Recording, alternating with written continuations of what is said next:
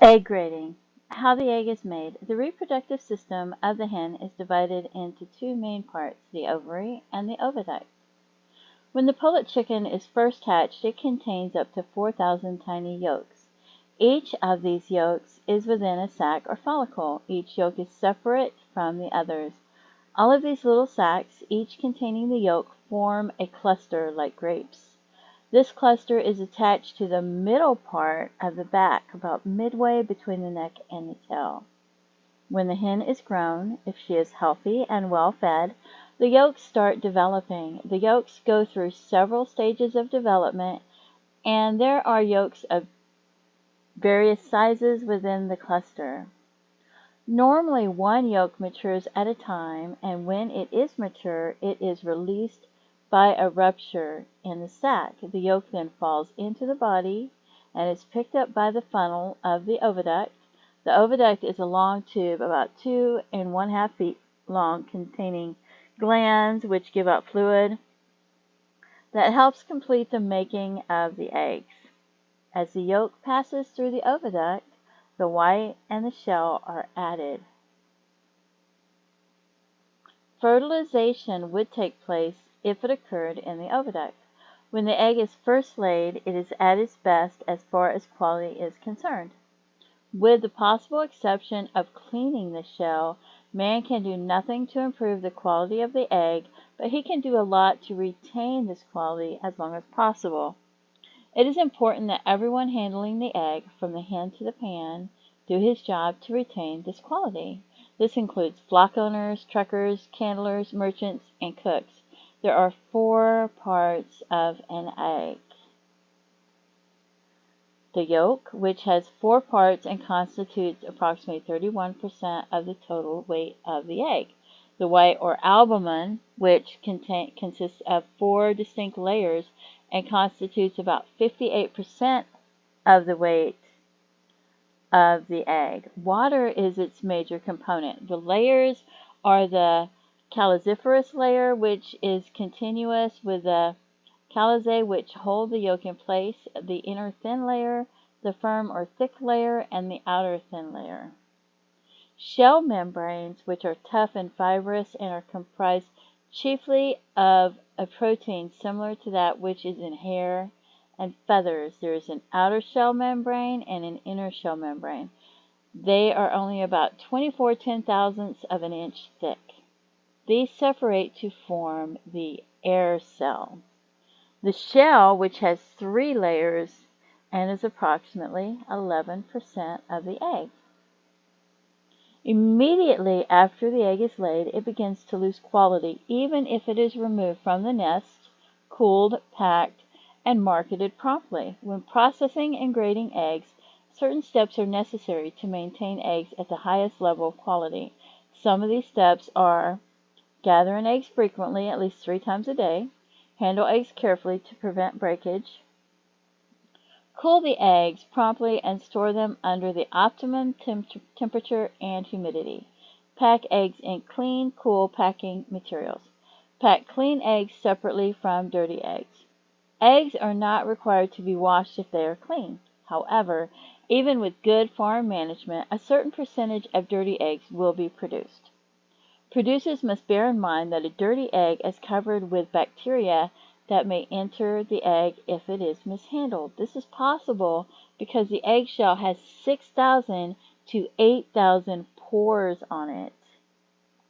A washing solution that is colder than the egg causes the egg content to contract and allows bacteria to be drawn through the shell. Washing should be done in a manner that will minimize the possibility of bacteria entering the shell. Keeping temperature and humidity at optimum levels retard loss in quality. The processed eggs must be held at 45 degrees or below. Precautions should be taken to prevent eggs from sweating, condensation, or moisture forming on the shell, as this can allow bacteria to grow. The United States Department of Agriculture and Georgia Department of Agriculture recognizes 3 grades of eggs, AA, A, and B. Eggs that do not meet these grades are considered a loss. The grade of an egg is based on the condition and quality of the shell and contents of the egg. The color of the shell has no effect on the quality of the egg and is not a factor in grades or standards. However, brown eggs are more difficult to classify as to interior quality than white eggs. The best way to determine the quality or grade of an egg is to break it open and look into it. This is not practical, so we use the next best method, and that is to place the egg in a strong beam of light and study the inside appearance of the egg to determine the quality. This is called candling. Descriptive terms used in egg grading. Shell, practically normal. This shell is of usual shape of an egg, of good even texture, and free from rough areas or thin spots. Some slight ridges and rough areas or thin spots that do not affect shell strength and texture are permitted. Slightly abnormal. This shell may be slightly unnatural in shape and slightly faulty in texture or strength. It may show ridges but not thin spots. Abnormal. This shell may be misshapen or faulty in texture and strength. May show pronounced ridges, thin spots, or rough areas. Checked or cracked. An individual egg with a broken or cracked shell, but the shell membrane is not broken, therefore the contents of the egg are not leaking out. Leaker. Shell and membrane are broken and contents can leak out or are leaking out. Air cell. Regular. This cell maintains a fixed position in the egg and shows a fairly even outline. Free air cell moves freely to uppermost point in the egg as it is rotated slowly. Bubbly air cell. The air cell has been ruptured and results in one or more separate air bubbles. Yolks. Well centered. This yolk occupies center of egg and moves only slightly as the egg is turned. Fairly well centered. This yolk is not more than a quarter of the distance from its normal central position towards the ends of the egg and swings not more than half of the distance toward the sides as the egg is turned. Off center. This yolk is distinctly above or below center and swings close to the sides of the egg as it is turned. What determines the grade? There are 4 main points or factors that are studied in determining the grade of the egg. These are shell, air cell, yolk, and white or albumin. All of these factors are important and must be considered in determining the grade. One thing to remember in grading an egg is no matter how high the grade is on 3 of these factors, if it falls down in the 4th factor, the egg must be put in the grade it falls to on the 4th factor. The shell shape, texture, and cleanliness should be judged in bright ambient light prior to candling. Checks may also be observed at this time. However, blind checks must be observed under candling light. Frequently, a bubbly air cell in a fresh egg will indicate a blind check. In grades AA and A, the shell must be clean and unstained. In grade B, the shell must be clean but may be stained up to 1/32 of an inch if localized or 1/16 of an inch if scattered. In grades AA and A, the shell must be practically normal in shape and texture. In grade B, the shell may be abnormal. All 3 grades must have unbroken or unchecked shells. The air cell. The air cell is formed when the outer shell membrane separates from the inner shell membrane. When an egg is first laid, it has little or no air cell, but as it cools, the shell membranes separate and the air cell is formed. As the egg breaks down in quality, the air cell grows in size. In other words, the higher the quality of the egg, the smaller is the air cell. You usually find the air cell at the large end of the egg when it is candled. It should be regular in its outline and remain stationary. Sometimes the shell membranes are damaged and the air cell floats around as the egg is turned in front of the light. This does not lower the grade. The air cell in a grade AA may not exceed 1/8 of an inch in depth. Unlimited movement and free or bubbly. The air cell in grade A may not exceed 3/16 of an inch in depth, unlimited movement, and free or bubbly. The air cell in a grade B may be over 3/16 of an inch in depth, unlimited movement, and free or bubbly. The yolk should be in the center of the egg. The white and two small white cords called calizae help to keep it in the center. As the white loses quality, the white and the calizae loses its ability to keep the egg well centered. As the egg loses quality, the yolk also absorbs water from the white, causing the yolk to enlarge and flatten out. When the egg is held to the candling light, the higher the grade of the egg, the harder it is to see the outline of the yolk. As the yolk enlarges and moves freely, the easier it is to see. In grade AA, the yolk is only slightly defined and practically free from defects. In grade A, the yolk is fairly well defined and practically free from defects. In grade B, the yolk is plainly visible, enlarged, and flattened, may have clearly visible germ development, but no blood development. The yolk may show other serious defects that do not render the egg inedible, such as a small blood spot or meat spot or double yolk. Germ development may show up as dark spots on the yolk.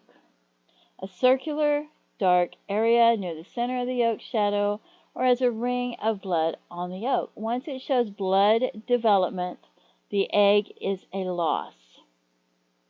The white or albumin. The white is made up mostly of water. When we candle an egg, we can't see the white, but by studying the position and movement of the yolk, we determine the condition of the white. In a grade AA, the white is clear and firm. In a grade A, the white is clear and reasonably firm. In grade B, the white is weak and watery, and small meat or blood spots may be present. These blood or meat spots must not be more than 1/8 of an inch in size in aggregate and must not be due to germ development.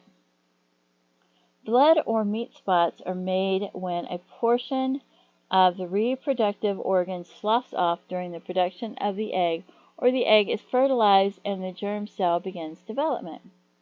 Candling procedures. When hand candling, the grater should always have clean, dry hands to avoid staining the egg.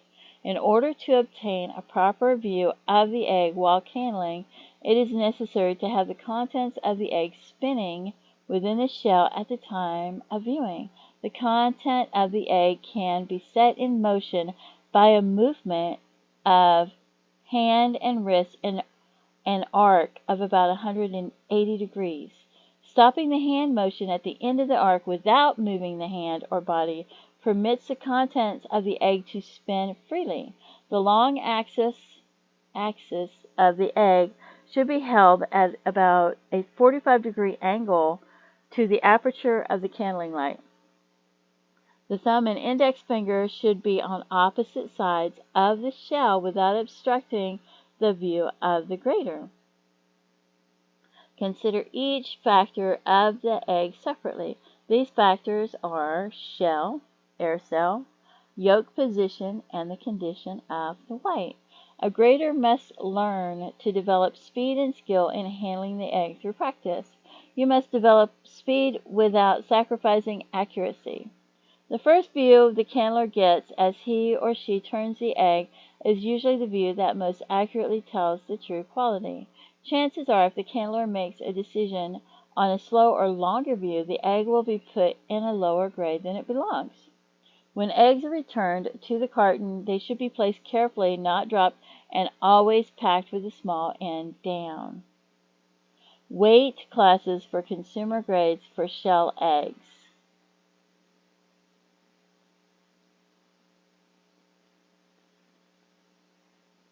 size or weight class. There's jumbo, extra large, large, medium, and small. Minimum net weight per dozen. Small, 18 ounces, medium, 21 ounces, large, 24 ounces, extra large, 27 ounces, jumbo, 30 ounces, and so on.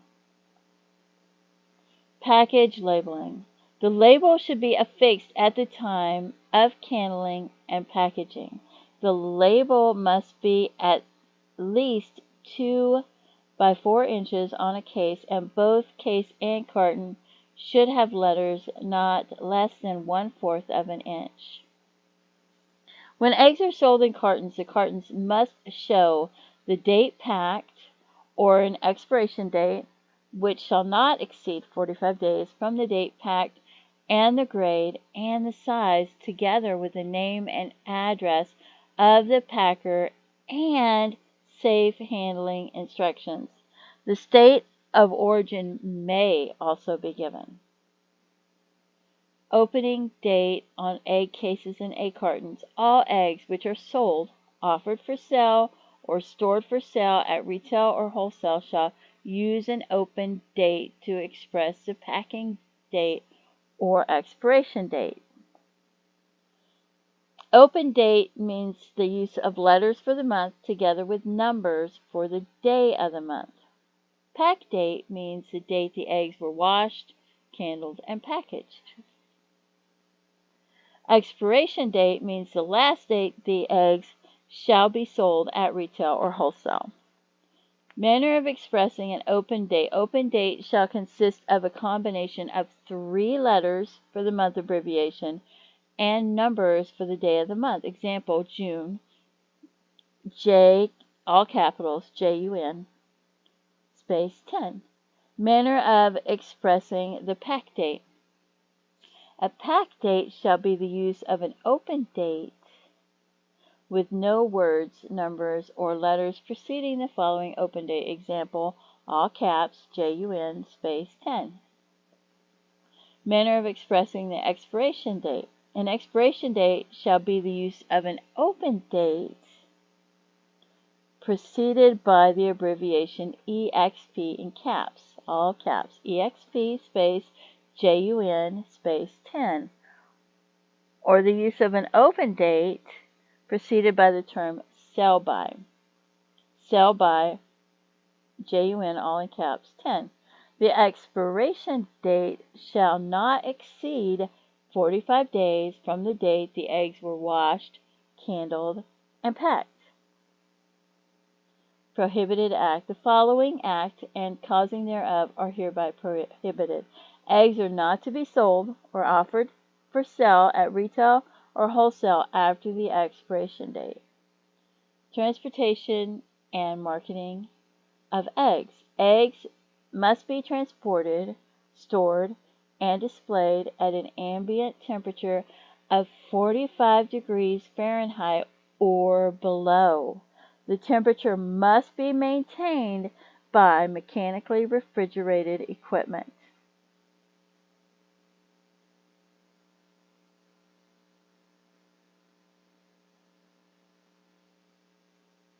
Thank you for tuning in. Have a blessed day. Bye-bye.